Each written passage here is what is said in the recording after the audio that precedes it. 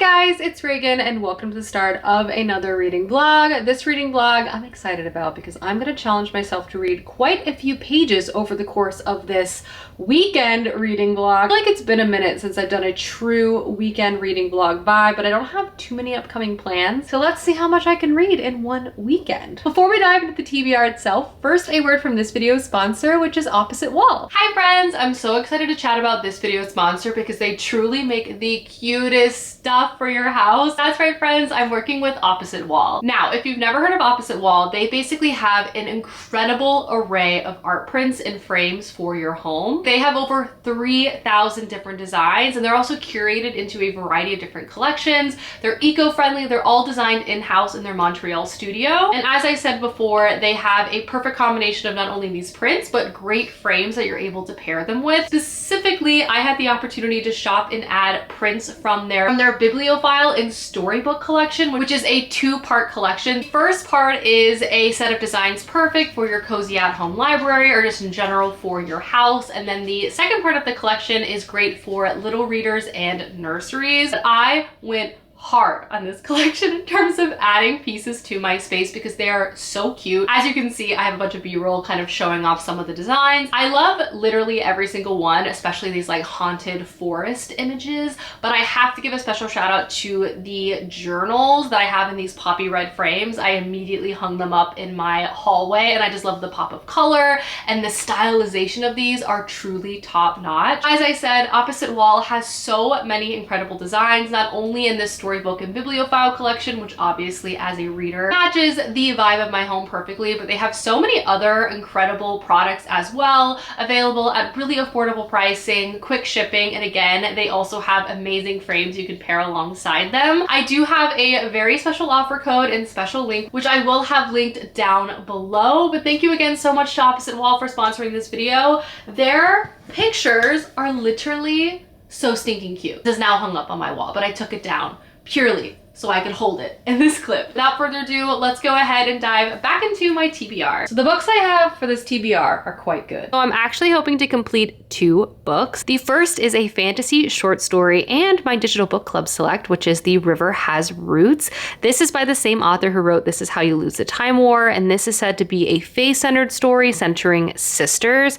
I've heard literally only fantastic things about it, so I'm so excited to read it and discuss it with you guys. And then from there, I want to read the entirety of Drop of Corruption by Robert Jackson Bennett. This is the second novel to a Anna and Din mystery. It's like Sherlock Holmes, high fantasy vibes. They're like classic mystery tropes, but a great fantasy setting too. It's like my favorite combination of things, and I even have the ebook because I am bananas and I got it from the library. But given the mystery elements of it, I feel like this is going to be a super quick read, so I'm so excited to read this. This is one of my most anticipated releases of the year as well. So that is my official TBR for this video, but for now I am just wrapping up work and I'm actually gonna sit down and watch some of my C-drama before Clay and I go on a walk and like settle in to watch White Lotus together. Because that's right friends, I finally ventured into C-dramas. I'm gonna go fix up the couch and we're gonna get cozy and talk about it. No proper television watching can be done with a couch looking like this, so let's clean this up really fast. Look at all of Clay's sodas and sparkling waters, that man. Every blanket in here.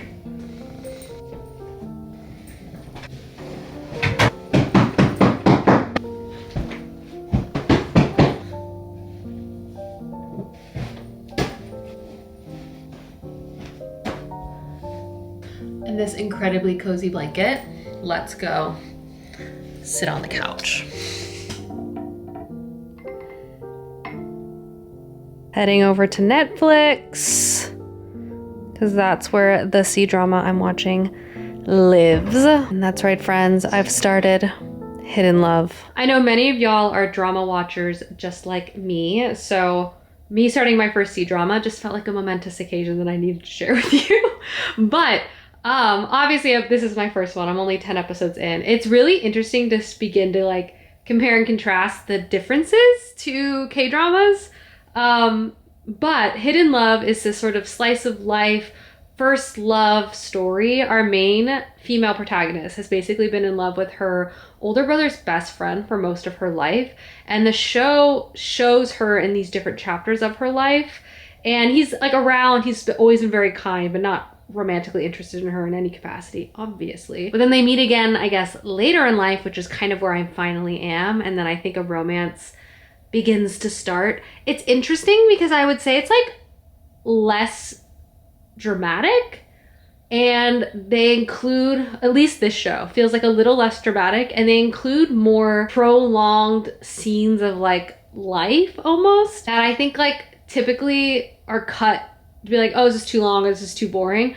But it kind of makes, at least for this show, like feel very relaxing. Like it's sometimes like the whole episode is just them like eating at a restaurant, or like most of the episode is them eating at a restaurant, you know? But anyway, I'm gonna get to watching. I've been waiting to watch an episode of this all day, so it's time to enjoy episode 10 of Hidden Love. 5 p.m. on a Friday truly hates to see me coming. Got a bubble bath, we got the Kindle, a snack, a drink, obviously my robe, and a relaxing lit candle. Hi everyone. It is transparently the next day, because remember how I just showed you I was sitting down to watch that Chinese drama? I had planned to watch one episode. I watched a lot more than that. And then the whole night was gone. But we're rebounding today. We're reading. I'm in the process of making a very late lunch right now. And we're getting this vlog in my life back on track. With that in mind, let's set the stage for where we're starting, what we're reading, where I'm at. I have decided to start A Drop of Corruption, take a mid-book break, and read the other book, probably tomorrow because it's so short, and then come back to this. But I am simply just too excited to start this book to not. I love this series. I pretty much describe it as like Attack on Titan meets Fantasy World meets Sherlock and Holmes. This is the second book to a fantasy series, but it's kind of like an adventure of the week situation. I'm sure there's going to be character elements that carry through, and even like some aspects of the plot that carry through, but I believe there's going to be like a new central mystery for our characters to solve, just like in the first book, that is so satisfying. So we get like the full plot movement of the mystery itself within these books. And the author is so clever because this is a fantasy story, but it relies so much on like classic fantasy tropes, but he reworks them to place them in this fascinating fantasy world. But let me take a step back. So this is a story that follows our main characters, Din and Anna, and this series takes place in this fantasy world that's very unique. First and foremost, it exists in a reality where these massive monsters come out of the ocean, kind of like Godzilla core, and attack civilization. So society has progressed in such a way where they create these massive walls to keep them out, and the maintenance and the engineering of these walls are like very important. So state engineers are like very powerful people, but also these monsters are these like massive bio ecosystems. So as a way to survive and progress, humans make augmentations to themselves with these sort of like bio adjustments. So it's like, you know, when you read like a sci-fi novel where people have like tech upgrades to their bodies, it's like that, but like fungus or other types of natural growth. So it just has kind of a different direction, but it's similar in idea, I feel like. So with that in mind, one of our main characters is named Din, and he has had alterations to his memory that allows him to have a photographic memory. And his job is to basically work alongside a detective, and he catalogs all information to be able to be referenced upon, again, by the detective. And the other character we follow is Anna. She is brilliant, very, very strange, very unpredictable, very eccentric. And Din has kind of a hard time predicting Anna. Initially not a huge fan of her, but their rapport is very much a large aspect of this book, and their dynamic is so funny and entertaining. And just like the character work of this series has been fantastic so far. But they basically work alongside each other, solve these complicated, multi-layered mysteries. Book one was so good. I was on the edge of my seat. It had elements of like classic murder mystery, but like government conspiracy, there was like multiple reveals throughout the first one. Everything culminated in like such a satisfying way. And now we're in book 2 and we're following Din and Anna on a brand new case in a whole new area of the Empire. I started this last night. I read the first like 45 pages and I'm already so invested. I just think the structure, just the overall idea of this series is so good. It's always going to be interesting. Like, we get a fresh new mystery, we get a fresh new area of this world to explore, because like the fantasy elements are so unique and cool too to learn about. The dynamics between Din and Anna, always great, and there's just so many fantasy tropes to have. So it's like Agatha Christie core, Sherlock Holmes, but like in an imaginative and inventive fantasy setting, and I eat it up every time. So basically, Din and Anna in this one find themselves in like a remote area of the Empire that also isn't fully integrated in the Empire, so the politics there complicated. A treasury officer has come to this area. He disappeared from a locked room in a far tower and no one knows how that happened, but his body appeared like weeks later on a shore very far away, and they don't know what in the world's going on, hence why our characters are there to try to figure it out. And yeah, I just love everything about this series. First 40 pages have already captured me immensely. I'm gonna read more today. I'm gonna read more tonight. I'm also gonna watch more of my Chinese drama. Duh, no one can stop me there. But I think my soup's done. So I'm gonna stop rambling now and go put my scallions in my miso soup because I'm still on my miso soup kick. And lunch is served. Just a girl watching her Chinese drama with her bestie. Good morning, friends. I once again fell asleep in the middle of watching TV last night, updating no one on anything. But we're almost done with White Lotus. If y'all were right in the comments of my last video, it has gotten a lot more intense and a lot more uncomfortable. Wowza.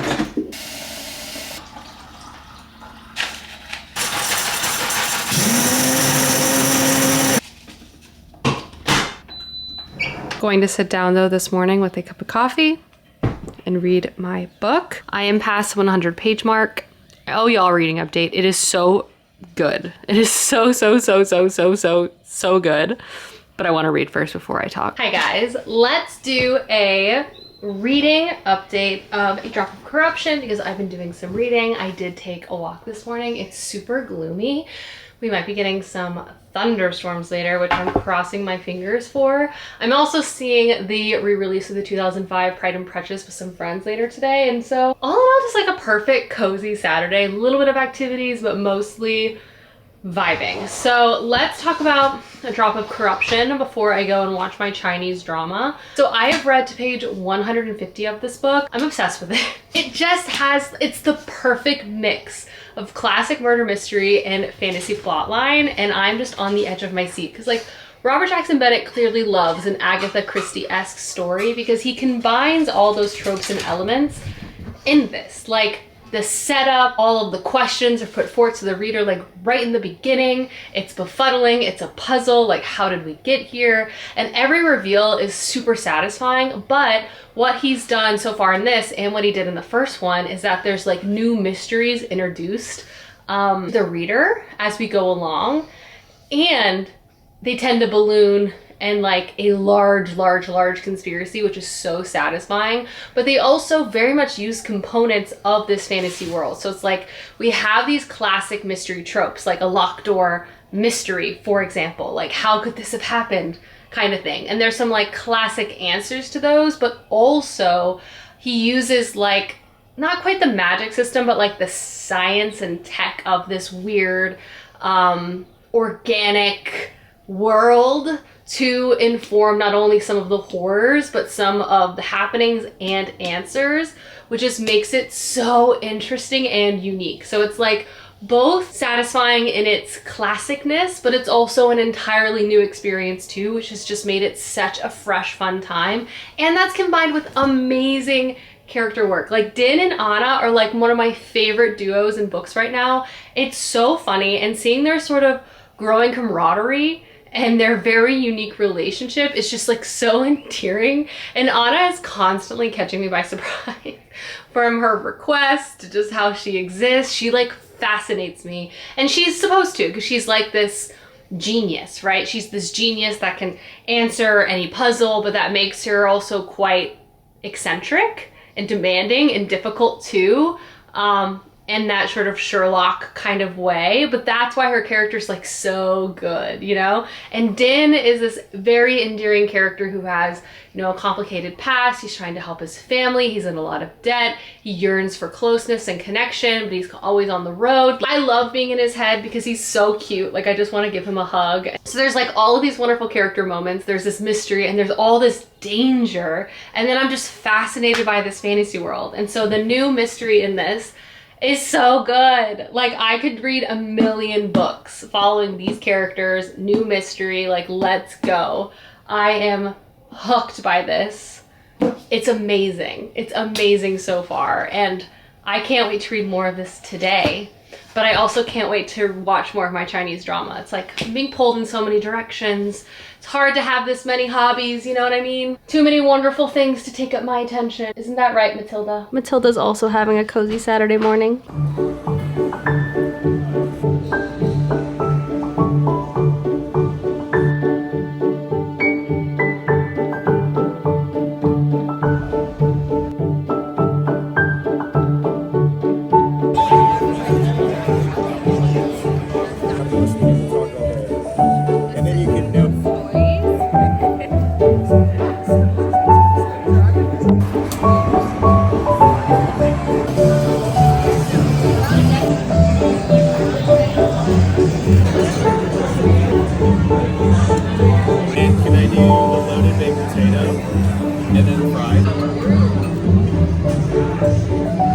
Good morning. I fell asleep in the car after Texas Roadhouse last night. It absolutely knocked me out.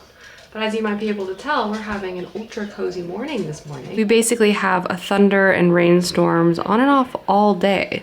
So fingers crossed we get lots of rain.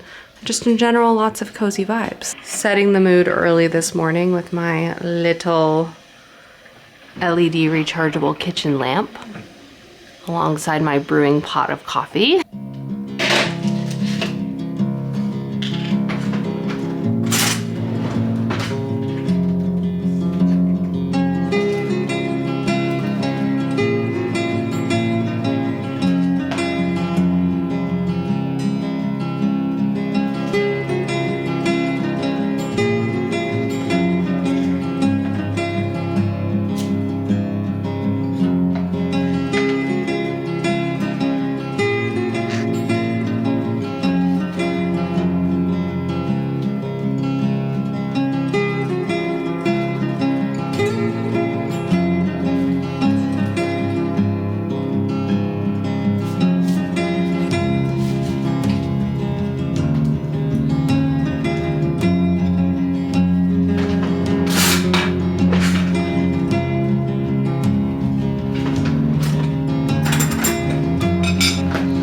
Yum! Hi, the sun came out and we're doing a little bit of a Sunday intermission, meaning I'm gonna actually pivot and read my second book of this vlog because it's under 100 pages, I wanna say.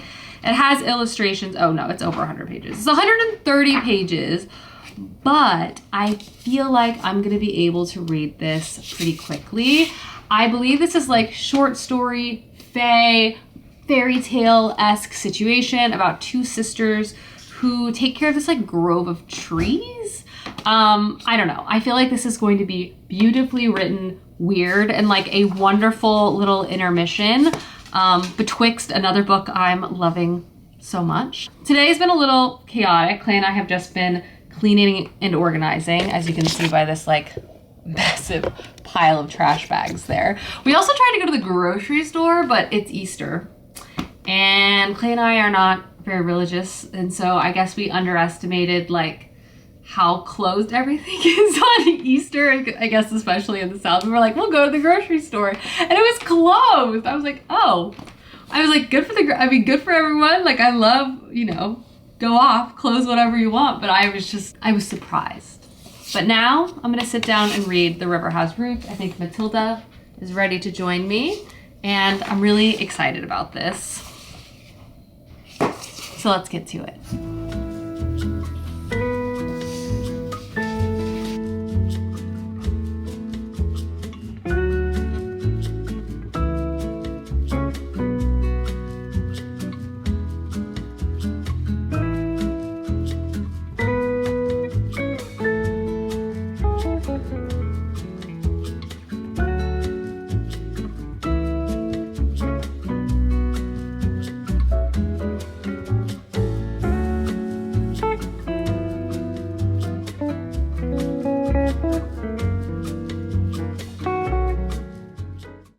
friends, so I'm halfway through and I have a reading update for you guys. Okay, first and foremost, this book is so stunning. It has these amazing like illustrations throughout it, and it just adds to the overall ambiance and vibe of the story. Let me just show you, for example. I mean, impeccable.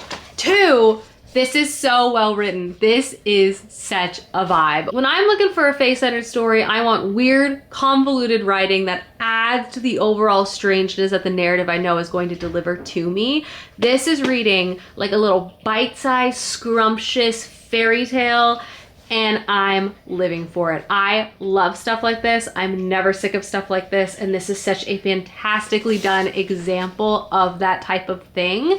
But this follows our 2 main characters, who again are sisters, Esther and Yasabel, and they're very close. In some ways they're exact opposites, in other ways they're incredibly similar, and they are a part of this family that's had ties to this grove of magical trees for generations, and they're basically the guardians of these trees, and they do that by singing. And there's this sort of like loose connection to the land of the Fae and magic and all of these types of things. And this is definitely a story of like balance and the give and take of nature, etc. But more than anything, this is a story of like love, both familial and romantic. I adore the dynamic between the 2 sisters. It's impressive given the length of the story, how believable the closeness that the author is able to convey right away.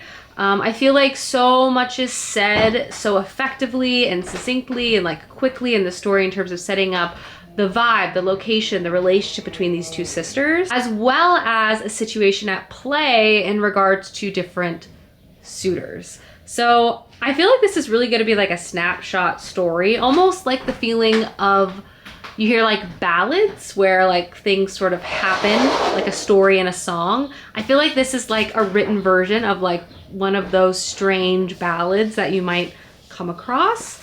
But I am absolutely captivated halfway through. I love the writing. I love the sisters. I'm very curious to see where this is going to go. I feel like given its Fae connection, it's going to have kind of a darker edge to it, which I'm anticipating. But yeah, I just am completely hooked, committed, interested in what this has to say. And I'm hoping I love it all the way through. A true win from a short story point of view. I am delighted. So let's finish this right now, honestly. Let's finish it. Also, the regular cover of this. Stunning. Absolutely stunning. I'm unwell. This book got intense. Like emotionally intense and disturbing, but it's, again, just like so well done. Like so far, everything is straightforward, but it's so effective. And a blurb on the back, which I feel like is quite apt, is a lyrical embodiment of language and song. The river has roots is a dreamy, lush, lyrical, and vivid story. And it's so true. It feels like something so classic and so known, but it also has its own unique spin and point of view on it. I am eating this up. And I'm also like on the edge of my seat to see how this whole thing is going to like come together, because it's just hooked me. I love this little intermission I'm having with this book. 10 out of 10. This is also my online book club book, so I'm excited to see what everyone else is saying about it as well. But I'm gonna go ahead and just finish this now. I have about 35 pages. I also no spoilers, but also like the illustrations throughout it are perfect and just add to the ambiance. I'm obsessed. I'm obsessed. Alrighty, friends, I've officially finished this.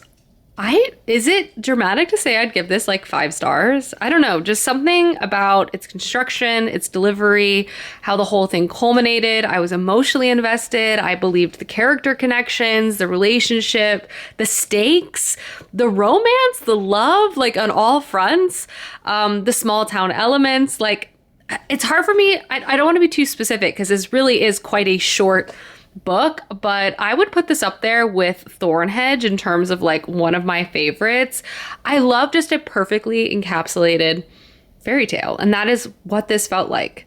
And I'm gonna put it right next to Thornhedge, in fact, on my bookshelf, because I literally loved it. I loved it so much. Things fine.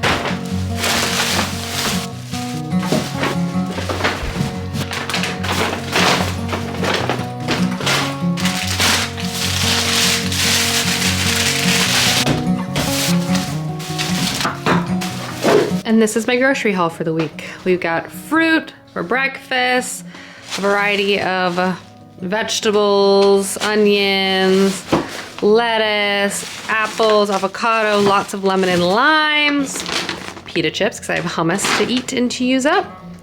So let's put this away now.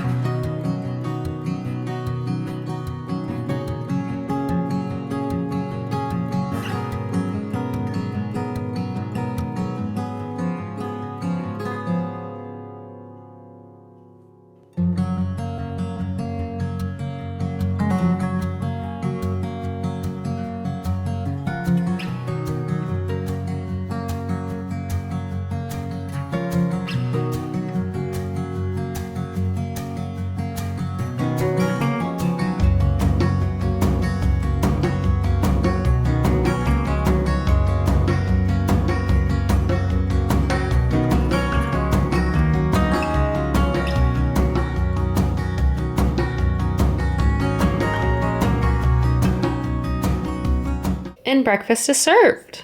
Slay. Hi guys, I'm in the midst of making lunch, so I thought I would do a little book haul. I was in London last week and I want to show off the few books I picked up while I was there. I love book shopping in the UK. Y'all have some of the prettiest covers of my favorite bookstores, including Daunt Books. I got a tote bag, obviously, because I'm just a girl. But the first book I grabbed was Faithbreaker by Hannah Kaner. This is the third book to the Fallen Gods trilogy. I have the other two in the UK version, so it was quite serendipitous that this came out and I saw it and I decided to grab it so I can complete my collection of these. I'm on the third book too, so I should hopefully read this soon. And then I also grabbed two paperbacks of two books I've been wanting to check out. The first is Convenience Store Woman. I'm headed back to Japan soon, actually. So I wanted to get a piece of Japanese literature to read on the plane. I just can't help myself. I love Japan and I'm just trying to not spend all of my time there. But this basically follows a woman who has worked in a convenience store for a long time. And these are like some of the stories of that experience. Apparently it's unsettling and totally unpredictable and very, very funny. And then I also got Winter in Sokchu, which is a work of translated Korean literature set in a tourist town between North and South Korea, which sounds really, really, really, really interesting. So I grabbed these two pieces of translated work and then the third installment of a fantasy series I'm already reading. And obviously, you know, a thin paperback is a little bit easier to pack in the old suitcase. There's my random book haul. It's time for me to put lunch together, and that's that. Will I finish Hidden Love today? Time will tell. And lunch is served. Millie's very cozy. We've had enough side quests, so it's time to get back on my Drop of Corruption reading game. I'm 75% done with this book and it is so good. Like every time I pick it up, I don't want to put it down. It's even hard for me to decide like which of the installments I like more because they feel so different from each other, which I just deeply appreciate in the way that like everyone just feels so fresh and interesting. I'm so curious and excited to pick out the mystery, like what in the world is going on. But it's time to sit down and like actively work to finish this book today, especially because I only have about 25% left, meaning that like the end game reveals are beginning to happen. One of my favorite things that I feel like Robert Jackson Bennett does with his mysteries is that we have questions and answers throughout the entire book. So there's always like a satisfaction of like discovering something, but usually that discovery opens up yet another door where we end up having more questions. So it's this endless chase of both like literally trying to catch some type of criminal, but like also trying to crack the code and guess the answers. It also creates scenarios where we're following Din, who is our beloved main character, as he's trying to like navigate various dangerous situations. Like there's action in this, there's intense interviews, there's unexpected figures that get involved within the larger mystery too. There's high levels of political stakes because again, this is all taking place in an area of the Empire that has a very tenuous relationship with the Empire and their participation of joining in, if you will, and all different types of like realities of this place that is both partially a part of something but not quite, for like rules and jurisdiction and people trying to make power plays and stuff like that. So it's just like so interesting, fascinating, satisfying. And now that I'm in like the last quarter, it's really, really hard to put down because it's like shock after shock after shock, reveal after reveal after reveal.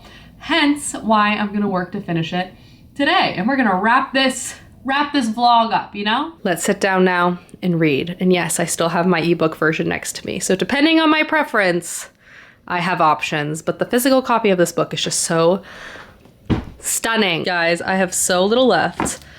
This ending has been so unhinged. Also for a character that I know is erratic, namely Anna, she still continues to shock me. Like, I know to anticipate being shocked, and yet I find myself constantly aghast by basically everything that she's doing. She is truly one of a kind, fascinating, such a great contrast to Din.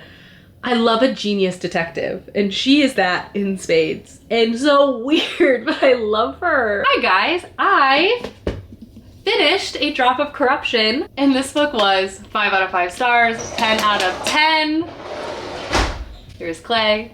And truly could not have wrapped up the mystery, the story, the epilogue of this was perfection. I am not aware of how many books this series could be, but I mean it fully when I say this could be 100 books. Like, I could follow these two characters working together side by side, solving mysteries forever. It is the perfect blend of genres. It is a love story to both a classic mystery and fantasy, and it is just like everything I could ever want in a story. Engaging, great characters, great fantasy world, twists and turns, heart. Like, I'm endeared to so many characters, not just our main characters, but both installments have had fantastic situational side characters that are introduced in the context of the specific mystery and story that you also fall in love with. You learn more about the backstory of our two characters, just so many positive things to say about this series, and the second installment was 5 out of 5 stars. Really impeccable. And then obviously, if you recall, I also read The River Has Roots as a little intermission, and this was also a 5 out of 5 star read for me. Obviously, a different vibe, very short, but also like a perfect fae short story that just felt like a wonderful new fairy tale to read and consume. 10 out of 10 as well. Like, both of these books, fantastic, would recommend at the top of my lungs. I'm so pleased with both of them. It feels like a very special day in reading vlog when you read 2 5 out of 5 star reads like this, you know what I mean? But alrighty guys, thank you so much for watching this video, and I will see you soon with another one soon. Goodbye!